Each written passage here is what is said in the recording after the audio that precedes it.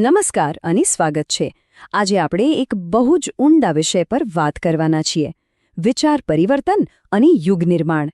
એટલે કે કેવી રીતે આપણા વિચારોને બદલીને આપણે ફક્ત આપણી જાતને જ નહીં પણ આખી માનવતા માટે એક નવા જમાનાની, એક નવા યુગની શરૂઆત કરી શકીએ છીએ.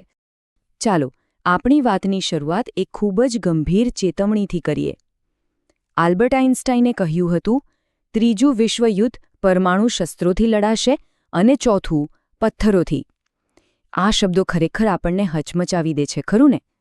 એ બતાવે છે કે આજે માનવતા કેવા નિર્ણાયક મોડ પર ઊભી છે, જ્યાં એક નાનકડી ભૂલ પણ બધું જ ખતમ કરી શકે છે.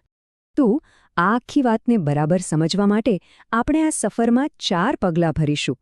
સૌથી પહેલાં આપણે જોઈશું કે આપણે આત્મવિનાશની અણી પર કેમ છીએ.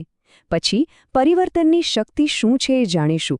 ત્યારબાદ નવા યુગનો માર્ગ કયો છે એ સમજીશું અને છેલ્લે સુવર્ણ યુગના ઉદયની વાત કરીશું. તો ચાલો શરૂઆત કરીએ આપણા પહેલા મુદ્દાથી, આત્મવિનાશની અણી પર.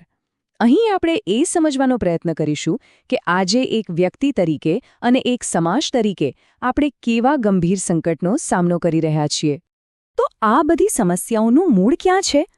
એ છે આપણો શુદ્ધ ભૌતિકવાદી દૃષ્ટિકોણ. મતલબ કે આપણે ફક્ત બહારની દુનિયા, પૈસા, વસ્તુઓ એના પર જ બધું ધ્યાન કેન્દ્રિત કરી દીધું છે. આ સ્ત્રોત મુજબ આને અનાત્મિક આસ્થા કહેવાય છે. એટલે કે આપણી આસ્થા આત્મા પરથી હટીને પદાર્થ પર આવી ગઈ છે. અને સાચું કહું ને તો આ જ દૃષ્ટિકોણે આપણને અંદરથી સાવ ખોખલા કરી નાખ્યા છે. અને આ ભૌતિકવાદના ફળ કેવા મળ્યા છે જો? વ્યક્તિગત જીવનમાં તો જાણે નારકીય યંત્રણાઓ, એટલે કે નરક જેવી પીડા. સામાજિક જીવનમાં ઈર્ષ્યા, નફરત અને ઝઘડા સિવાય કશું નથી. અને વૈશ્વિક સ્તરે જુઓ તો આખી દુનિયા જાણે સંપૂર્ણ વિનાશની અણી પર ઊભી છે. આપણે સુખની પાછળ દોડી રહ્યા છીએ, પણ એ તો મૃગતૃષ્ણા જેવું છે જે ક્યારેય હાથમાં નથી આવતું. બધું જ દાવ પર લાગેલું છે, આપણી શાંતિથી લઈને દુનિયાની સ્થિરતા સુધી. તો સવાલ એ થાય કે શું આ નિરાશામાંથી બહાર નીકળવાનો કોઈ રસ્તો છે? જવાબ છે હા, બિલકુલ છે. અને એ જ આપણો બીજો વિભાગ છે, પરિવર્તનની શક્તિ. અહીં આપણને આશા દેખાય છે. ચાલો સમજીએ કે કેવી રીતે પરિવર્તન શક્ય છે અને એની ચાવી આપણા વિચારોમાં જ છુપાયેલી છે. જ્યારે આપણે યુગ પરિવર્તન કહીએ છીએ ત્યારે એનો અસલી મતલબ શું છે? સમજો કે આ કોઈ બહારની ક્રાંતિ નથી, કોઈ વસ્તુઓ બદલવાની વાત નથી. આ તો એક આંતરિક ક્રાંતિ છે, માનવ ચેતનાની ક્રાંતિ. સાચો બદલાવ, સાચું યુગ પરિવર્તન તો માણસના મનની અંદરથી જ શરૂ થાય છે. અને આ કોઈ નવી વાત નથી. ઇતિહાસ આપણને વારંવાર બતાવે છે કે વિચાર બદલાય તો અશક્ય પણ શક્ય બની જાય છે. તમે જ વિચારો, એક નિર્દય ડાકુ ઋષિ વાલ્મીકી બની ગયા. એક ક્રૂર હત્યારો અંગુલીમાલ એકદમ શાંત ઋષિ બની ગયો. ગણિકા આમ્રપાલી પવિત્ર સાધ્વી બની ગઈ. અરે, એક અભણ વણકર કબીર એટલા મોટા રહસ્યવાદી કવિ બની ગયા. આ બધા શું છે? આ બધા હૃદય અને મનના પરિવર્તનના જીવંત પુરાવા છે. તો આનો સાર શું છે? સાર બસ એટલો જ છે કે કોઈ વ્યક્તિ રાક્ષસ છે કે દેવતા એ તેના શરીરથી નક્કી નથી થતું, એ તેના વિચારોથી નક્કી થાય છે. આપણી અંદરની સ્થિતિ, આપણા વિચારો, આપણી માન્યતાઓ એ જ આપણા કર્મો અને આપણી વાસ્તવિકતાને ઘડે છે. શરીર તો ખાલી એક કપડું છે, અસલી વ્યક્તિ તો અંદર વિચારોમાં જ જીવે છે. ઠીક છે, તો આપણે સિદ્ધાંત તો સમજી ગયા, પણ હવે સવાલ એ છે કે આ પરિવર્તન લાવવું કઈ રીતે? એના માટે કોઈ વ્યવહારુ રસ્તો છે? ચાલો હવે એ જ યોજનાને સમજીએ આપણા ત્રીજા વિભાગમાં, નવા યુગનો માર્ગ. જુઓ, આપણી સામે 2 રસ્તા છે અને બંનેની મંઝિલ અલગ અલગ છે. એક તરફ છે અધ્યાત્મવાદ. એનું કેન્દ્ર છે આંતરિક ચારિત્ર્ય. એનો રસ્તો છે આત્મપરિષ્કાર, એટલે કે પોતાની જાતને સુધારવી. અને એનું પરિણામ શાશ્વત શાંતિ, જેને આપણે સ્વર્ગ કહી શકીએ. બીજી તરફ છે ભૌતિકવાદ. એનું કેન્દ્ર છે બાહ્ય સંપત્તિ. એનો રસ્તો છે છળ અને બળનો. અને એનું પરિણામ ક્યારેય ન પૂરી થતી તૃષ્ણા, એટલે કે નરક. હવે પસંદગી આપણે કરવાની છે. અને આ જે ભૌતિકવાદનો વિનાશક પ્રવાહ છે ને, એને ઉલટાવવા માટે જે સંગઠિત પ્રયાસ છે ને, એનું જ નામ છે યુગ નિર્માણ આંદોલન. આ કોઈ સામાન્ય આંદોલન નથી. આ એક એવું આંદોલન છે જે સીધું માણસની ચેતનાના સ્તર પર કામ કરે છે.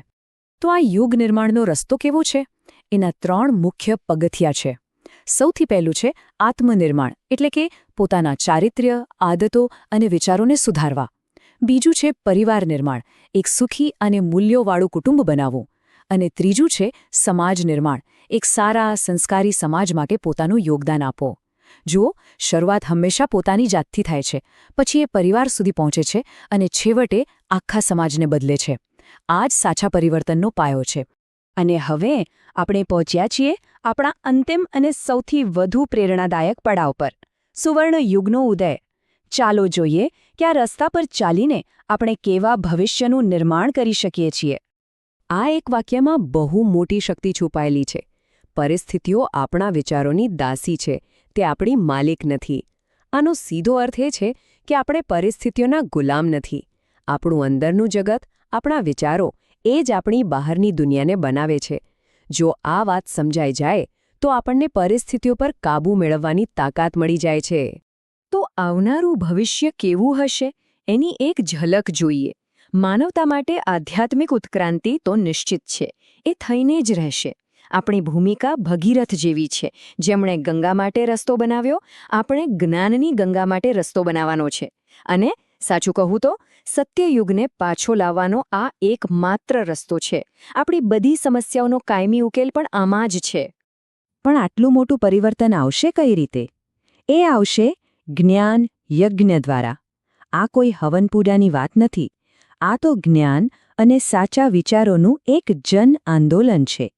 એક એવું અભિયાન જેનો હેતુ લોકો સુધી સાચું જ્ઞાન પહોંચાડવાનો અને તેમની વિચારસરણીને ઊંચી લાવવાનો છે. તો હવે આ બધી વાતના અંતે એક સવાલ આપણી બધાની સામે ઊભો છે. શું આપણે આ મહાન પ્રયાસમાં જોડાવા અને એક નવા સવાર માટે, એક નવા યુગ માટે રસ્તો બનાવવામાં મદદ કરવા તૈયાર છીએ? આ સવાલનો જવાબ આપણે દરેકે પોતાની જાતને પૂછવાનો છે. આપણે આજે જે પણ ગહન વાતો કરી, જે જ્ઞાન મેળવ્યું, એનો સ્ત્રોત છે યુગ ઋષિ પંડિત શ્રીરામ શર્મા આચાર્યજી દ્વારા લખાયેલું હિન્દી પુસ્તક પીછે લૌટને મેં હી ભલાઈ હૈ. આ પુસ્તકના ચિંતન પરથી જ આપણે આ વિષયને આટલી ઊંડાઈથી સમજી શક્યા. આ સાથે જ આજની વાત અહીં પૂરી કરીએ. આભાર.